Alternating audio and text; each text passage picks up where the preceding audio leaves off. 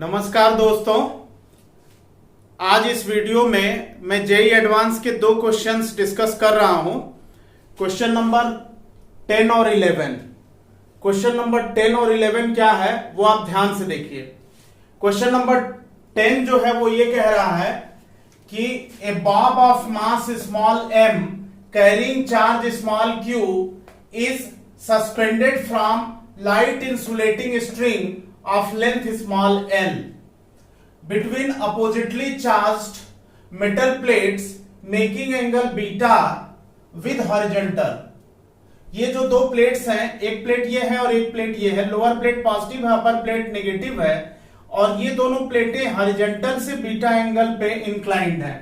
ये angle beta है। Plates are connected with battery so that electric field between plates is as in figure। ये दोनों plate battery से connected है और ये टर्मिनल पॉजिटिव, ये प्लेट नेगेटिव। इलेक्ट्रिक फील्ड इस डायरेक्शन में है, ऐसा कह रहा है। The angle between thread and vertical is in equilibrium position of the Bob is. Pendulum जो कि पहले इस कंडीशन में था जब इंक्लाइंड प्लेन पे इस पेंडुलम को जब इस इंक्लाइंड प्लेन पे रिलीज किया गया और फील्ड जो है इस डायरेक्शन में एक्ट कर रही है, तो ये पेंडुलम इस डिफ्लेक्टेड पोजीशन में इक्विलिब्रियम में आ जा रहा है। तो कह रहा है कि ये एंगल कितना है, अल्फा की वैल्यू कितनी है।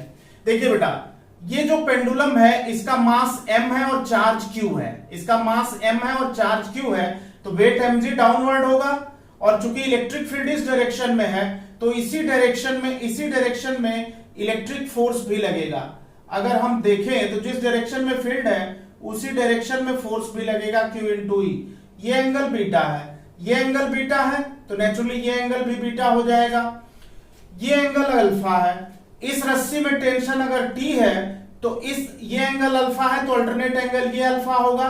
टेंशन T का ये कंपोनेंट होगा T cos अल्फा और टेंशन T का ये कंपोनेंट होगा T sin अल्फा।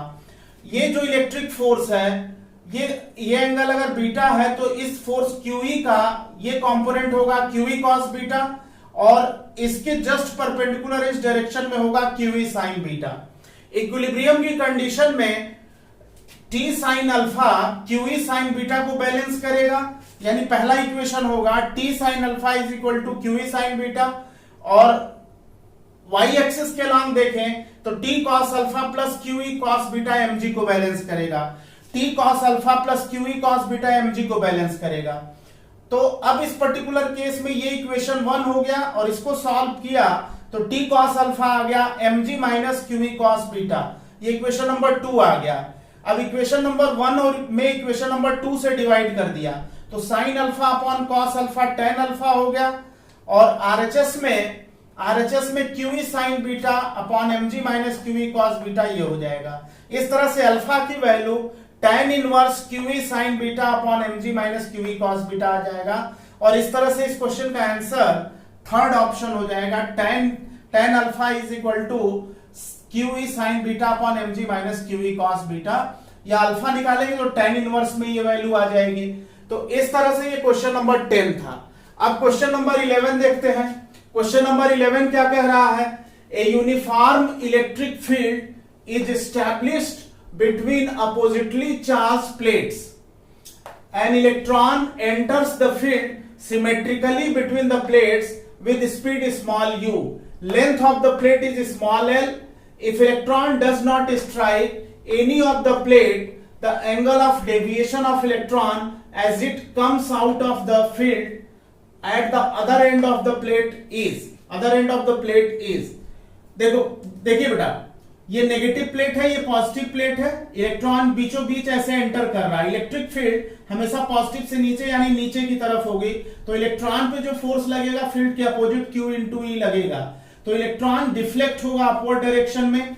इस जहां पे ये निकल रहा है प्लेट से बाहर निकल रहा है वहां वेलोसिटी इसकी मान लेते हैं v है। तो अगर ये वेलोसिटी v है और ये एंगल थीटा है तो इसका हॉरिजॉन्टल कंपोनेंट वेलोसिटी का vx होगा और वर्टिकल कंपोनेंट vy होगा।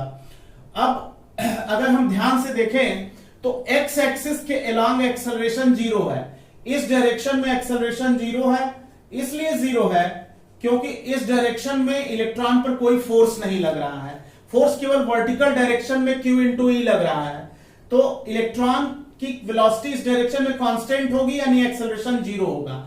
और अगर वर्टिकल डायरेक्शन में देखें तो वर्टिकल डायरेक्शन में इलेक्ट्रॉन का यानी हॉरिजॉन्टल डायरेक्शन में अगर इलेक्ट्रॉन का एक्सेलरेशन 0 है तो हॉरिजॉन्टल डायरेक्शन में Vx की वैल्यू फाइनल वेलोसिटी होगी Ux के बराबर। Ux जो है यहां पे है वो U है, initial velocity final velocity same होगी क्योंकि हॉरिजॉन्टल फोर्स नहीं लग रहा है, तो इलेक्ट्रॉन कांस्टेंट वेलोसिटी से ट्रेवल करेगा x एक्सिस के अलोंग। अब बात आती है y एक्सिस के अलोंग, तो y एक्सिस के अलोंग एक्सेलरेशन डेवलप होगा यानी कि there will be some acceleration and what is acceleration along y axis. तो आप जानते हैं y एक्सिस के अलोंग जितना फोर्स इलेक्ट्रॉन पे लग रहा है अगर उसमें मास से डिवाइड कर दें तो एक्सेलरेशन आ जाएगा। तो इस पर्टिकुलर केस में Vy जो होगा Vy होगा uy प्लस ayt। uy जो है चूंकि हॉरिजॉन्टल वेलोसिटी u है तो वर्टिकल वेलोसिटी इनिशियल पॉइंट पे 0 होगी यानी uy की वैल्यू 0 होगी इनिशियल पॉइंट पे, तो uy 0 ले लिया। ay की value e upon m into T है। एक्सेलरेशन अगर इलेक्ट्रिक फील्ड नीचे है तो इलेक्ट्रॉन पे फोर्स E इंटू ई या Q इंटू ई ऊपर होगा, तो पार्टिकल जो एक्सेलरेट होगा वो E capital E upon M into T से होगा। तो इस तरह से ये एक्सेलरेशन होगा इंटू टी कर दिया तो इससे फाइनल वेलोसिटी आ गई। और टाइम जो है यहां से इस प्लेट से बाहर निकलने में अगर टाइम t लग रहा है तो t को हम लिख सकते हैं, टाइम t को लिख सकते हैं L अपॉन U।